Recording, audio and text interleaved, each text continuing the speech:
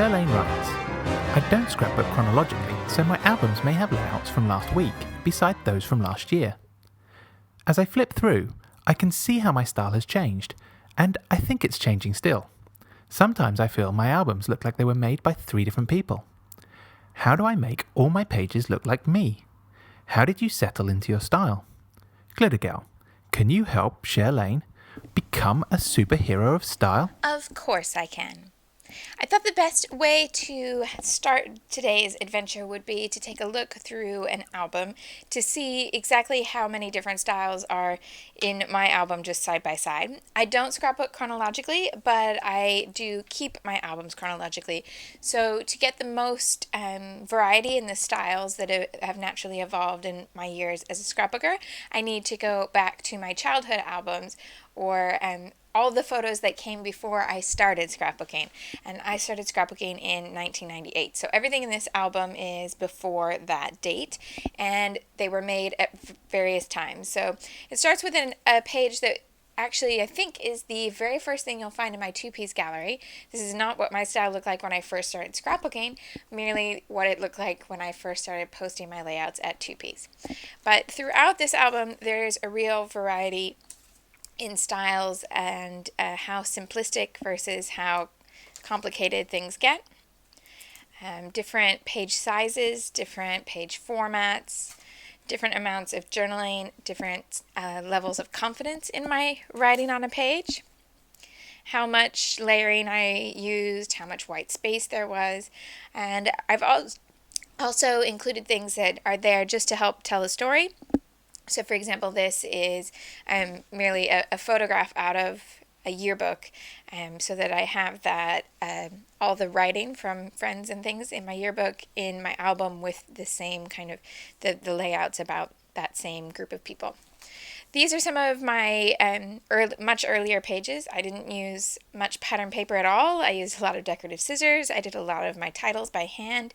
And I remember when I stitched all of these little X's on the page, just a simple cross-stitch border, that seemed pretty innovative at the time, and it was kind of cutting edge, where now that's pretty much simple and not something we would think twice about. So all of these pages, because I put them in chronological order, end up in my albums right next to each other. Here you can see kind of an in-between style. I'm writing things by hand, but it's far more planned. So I would have penciled all the lines in and then penciled all my words in and then gone back and slowly written each word in, rather than what I do now, where I write straight onto the page without so much worry, and I have a better idea of how much room I'll need to fit in what I want to say. Also did a lot more computer journaling in this time. So I just used the printer. So you'll see that different mix right side by side, paint, messiness, layers here, and everything very simple and clean on the other side. So just have a flip through here. Start to see where my style takes a bit of a step toward what it is now, but it kind of goes a little crazy before it comes back. So here my layers are really big, the patterns are all really big, and there's a lot of words on the page that make it a little bit harder to take everything in, where this is a more simplistic design that still has lots of layers, but makes it a little easier to read the story. I also keep sometimes just a page marker, so these are the extra photos from this same event and this same event, but I haven't scrapbooked them yet, and I've just popped them in here because every time I open this book, I remember that's a page I kind of want to keep working on, but I haven't come up with exactly what I want to do there yet. Stitching and printer writing, lots of playing with open space and trapped space and trying to use it and finding my style in that process. So there are things that exist on pages like this that wouldn't exist on a page I made now, like this big gap in the middle, and that was done on purpose. I wanted to play with the white space and see what would work and what wouldn't, and so now I look at this and think I wish that there wasn't this big space here, but not so much that I would change it. At the time, people liked this page, and this one was published in a book in 2001, so it was seen as okay then. I think it's definitely okay still. I just mean that if I made that page today, it wouldn't look that way. That's absolutely okay. I think divided page protectors are great for coming back in and being able to add more story, so you don't have to compromise between having a really photo heavy and embellishment heavy page but still want to write.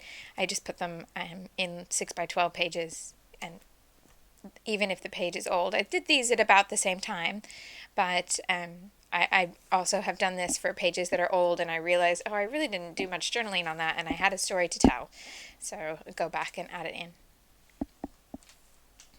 Some of these you've seen in Glitter Girl Adventures or earlier garden projects before Glitter Girl was on the scene. And again, you'll find things that aren't totally done. So my high school graduation photos are just all in a divided page protector. Haven't really found what I want to do with them just yet. When I have photos that are one old and then a big age gap and then another one, I always put them with the chronology of the more recent photo, so when I'm older in the photo. Rather than doing some sort of flash forward with my kindergarten picture, I put the kindergarten picture with my high school graduation picture. And just a few more things that you can see kind of in between styles. Then it'll jump right back to something really old in style when I first started scrapbooking. This is in kind of the first year that I was scrapbooking, and a mix here of handwriting and printed stuff and journaling just in a random list rather than words that actually said something. And then here's something that's very different. When I first started scrapbooking, I tried this whole idea of cutting out the silhouettes from all the different pictures to create a group scene. This page looks really, really different than anything I would do now. I think I'd been scrapbooking about 6 months when I made this, but I don't have any desire to redo it.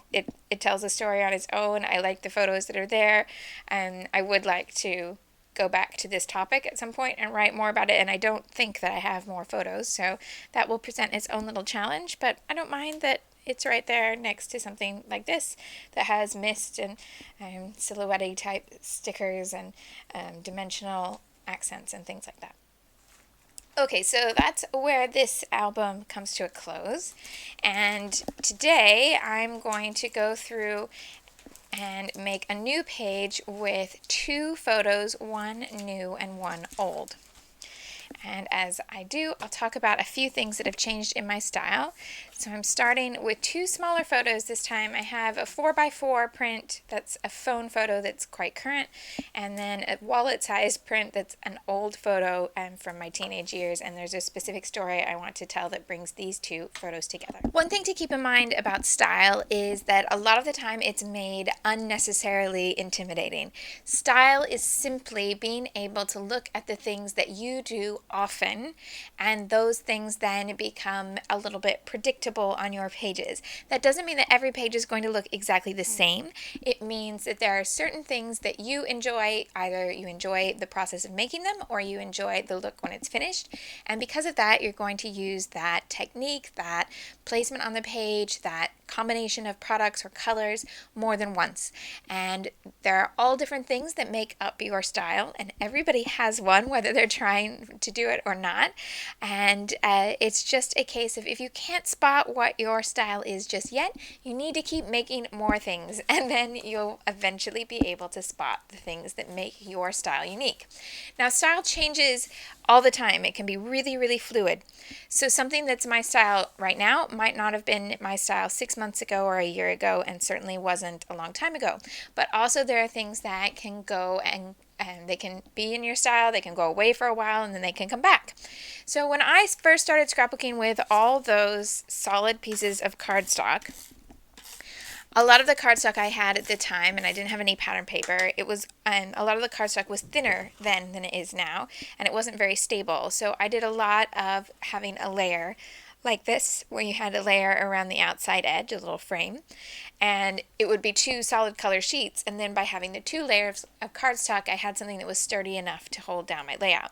In recent months, my style has been to have two layers again, but for them to both be pattern papers, and I now have a point where I look at a pattern paper and I can tell if it's a design that I'm immediately going to put as that back frame for the 12 by 12. This circular design is really not something that I would use very often. That's not particularly something that grabs me in my style, but I love these lines that radiate out to the edge, and I really love the color. So I knew straight away that if I covered up the circle in the center, I would really like this pattern paper as an outside border edge. And maybe I should put this layer on not quite so wonky. Let's try that again. But things like that will help you work with your style to do the best shopping you can, because you'll be able to identify different things in the store that will work well with your style. Style can also come up in motifs. So I often use camera prints. That's part of my style. So I wanted something that would also be the right color. I wanted the color to match this aqua in the bag, and I do really like scrapbooking with aqua, so I thought I would bring in a camera print in aqua. This is from Dear Lizzie. These other two pattern papers are from Amy Tangerine Cut and Paste, by the way. So I can start this design with a strip that goes all the way across the whole page, even though I have this dark gray in the slightly smaller size. And that again is something I can do straight away because I know it will work. I do it all the time. Therefore, it's part of my style. And it's part of my style right now. It wasn't always. It will go away, I'm sure, and be replaced by something else. But right now, this is something that I do often, and I find it really easy to make the rest of the page once I've started that way, because I have the mix of patterns that sets my color scheme. So I know that I'm making a page now that is yellow, gray, and aqua. And I have both a frame at the edge and a horizontal line to ground everything that I'm going to place on the page. I've placed this on the third mark, so my page, if you were to divide my page into thirds in both directions like a tic-tac-toe board, that line of the tic-tac-toe board would be underneath this particular block of paper. I also will do layouts where it's on the other third block, so the bottom line in the tic-tac-toe board, but it's not very common for me to put it straight in the middle and on the center line. Does that make sense? So my style is to almost always, to start a layout on the third of the page, and it might be here, it might be here, or it might be in the vertical here or here. Now I have my two photos. They're not the same size that I work with all the time, and mixing up the photo sizes is something that I'm trying to incorporate more of in my style.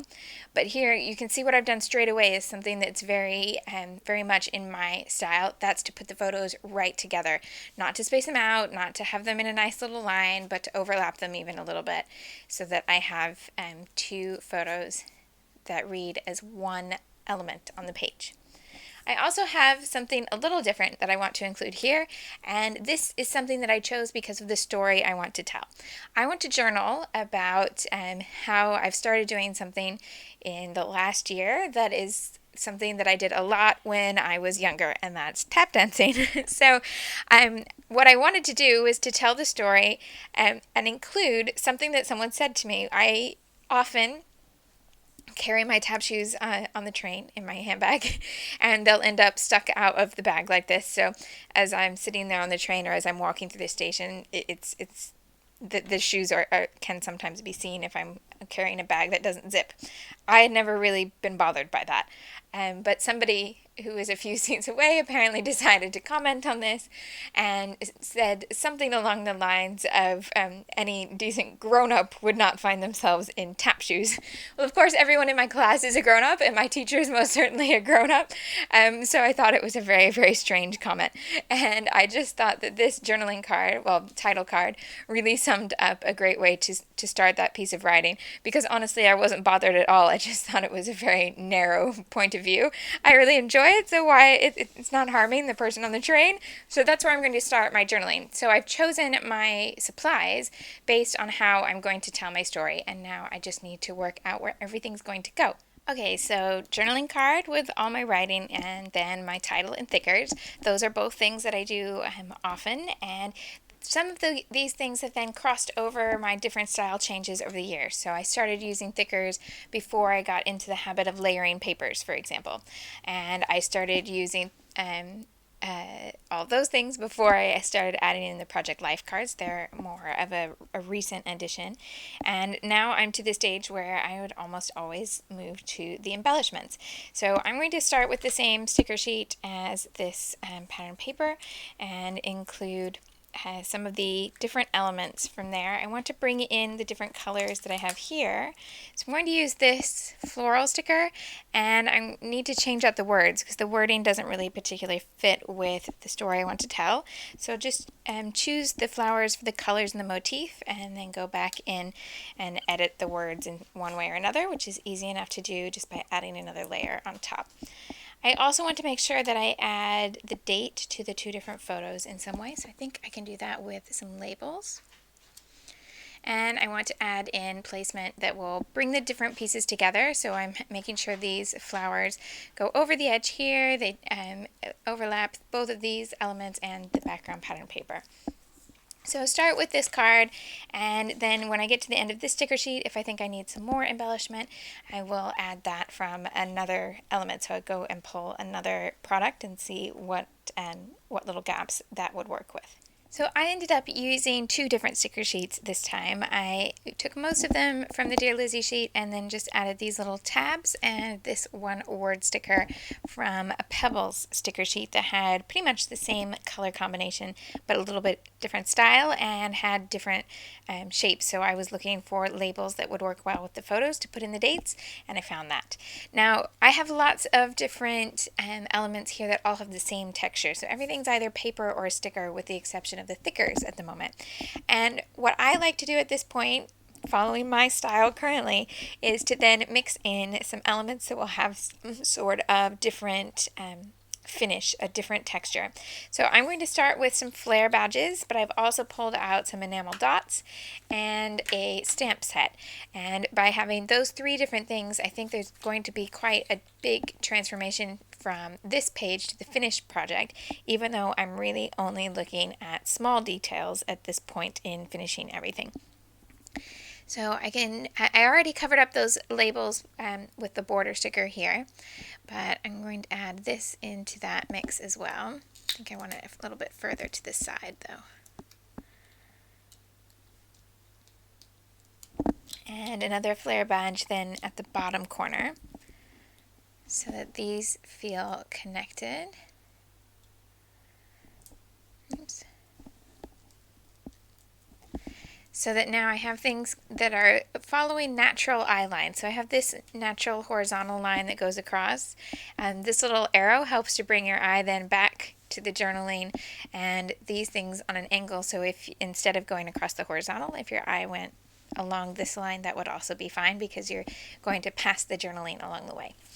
And I have these little pale pink dots to scatter around these little embellishment groupings.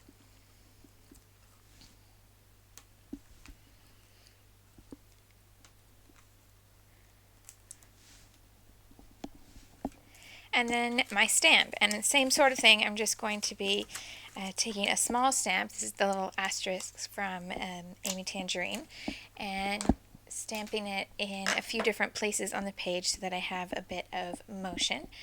And I think given that gray pattern paper, I'm just going to stamp in black on this page, because I think if I use much in the way of color, the gray is going to distort that color, and it's going to be quite the process to get it to look right, where I'm stamping some of the stars on the gray and some on other colors of paper throughout the page. So it's sometimes easier to just use black ink.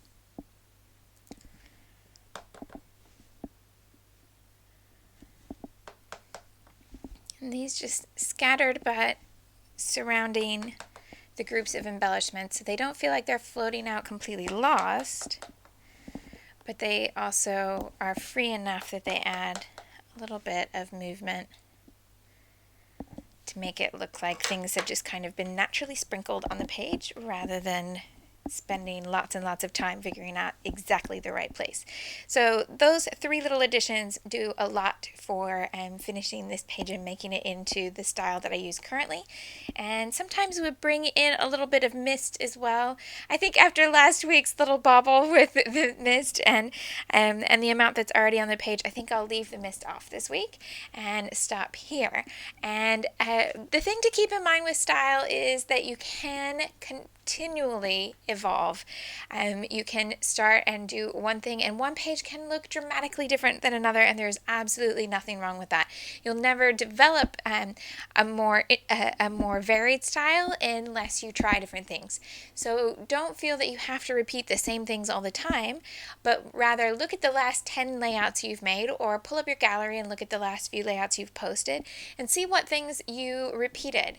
Then try those things again, but in a page that's not going to repeat the other elements. So maybe you use the same stamp, but you change the supplies, the rest of the supplies. Or you use the same balance of photos to journaling space, but you change up the colors or the supplies or the motifs that you're going to use. And just try changing one thing at a time. When it comes to putting this in your album, don't panic. There's no rule that says all your pages have to look alike. And what I found was that when I first started putting those old pages next to the new pages, it was a little bit shocking at first, but the more pages I added in, so I had more variety in style, the more I fell in love with that whole concept of having the big change in style all represented in one album. And those older albums that have the real variety in style are some of my absolute favorites. This week, I hope you will join me in this style challenge. Show us a page that's in your style, and in the box underneath the layout, please tell us a little bit about what you see as your style, or any tips you found on how to really fall in love with a certain look that you like. And you can help us by showing different examples in your gallery, or telling us a little bit about the challenge you set yourself. Just make sure that you're telling us a little bit about it, because we really do want to read that. Thank you so much for watching 100 episodes of The Adventures of Glitter Girl. I hope you will come back, and I really hope that this week you'll pick up the challenge and share with us in the gallery. Thanks for watching, and I'll see you soon. Join us next week for the continuing adventures of Glitter Girl and the ongoing mystery of the scrapbooker behind the mask at twopeasinabucket.com. It gets a little bit intimidating about style is that really, what am I saying? About being attached to anything and then use the stamp right on as it is. Where's my brayer gone? Cut. I'm starting by trimming the... Here's that tape I'm going to use, and it's a really narrow pink stripe. This way I can come into... Of course I can. Of course I can. Welcome to Glitter Girl's... Jeffer Brooks writes, "Do you have trouble making all of your elements... blah blah blah.